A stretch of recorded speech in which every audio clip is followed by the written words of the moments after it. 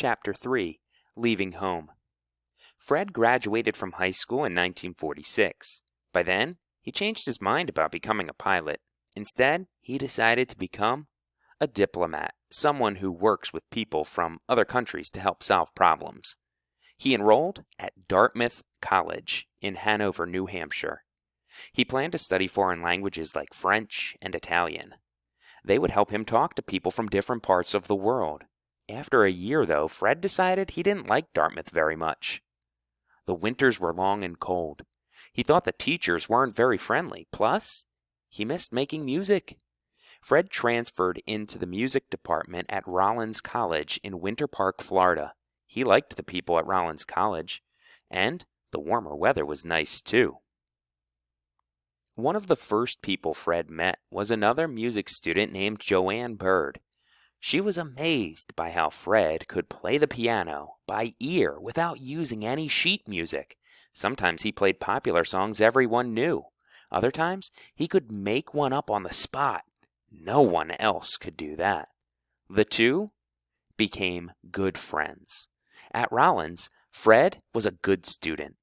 In 1951, he was set to graduate with a degree in music. Then he wanted to continue his education at the seminary, a place where he could study to become a minister. Fred had grown up going to church, and he wanted religion to be an important part of his life. But everything changed during his last year of college. When he came home from school break, his parents had a surprise to show him. They'd bought a television. Television was still very new in the early 1950s, and not many families owned one. Fred had never watched TV. He was curious to see it. Later, Fred could not remember the name of the first program he watched, but he did remember one thing. It was terrible. It showed people throwing pies in each other's faces. Fred thought it was just a silly waste of time.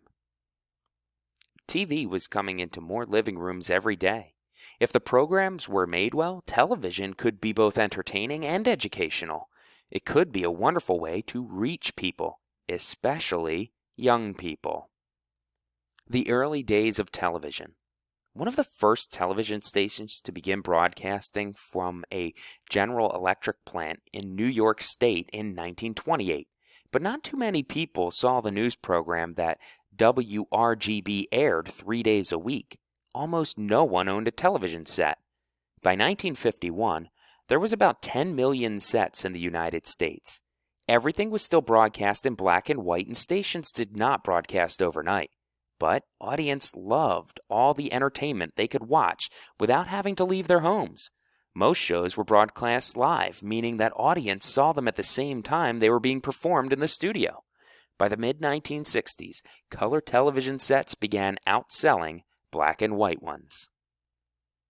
After watching a single show, Fred made a big decision. He told his parents that he wasn't going to the seminary after all.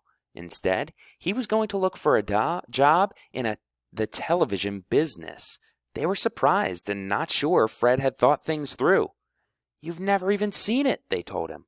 "Well, I've seen enough of it here that I'd like to try," replied Fred. He knew he was doing the right thing.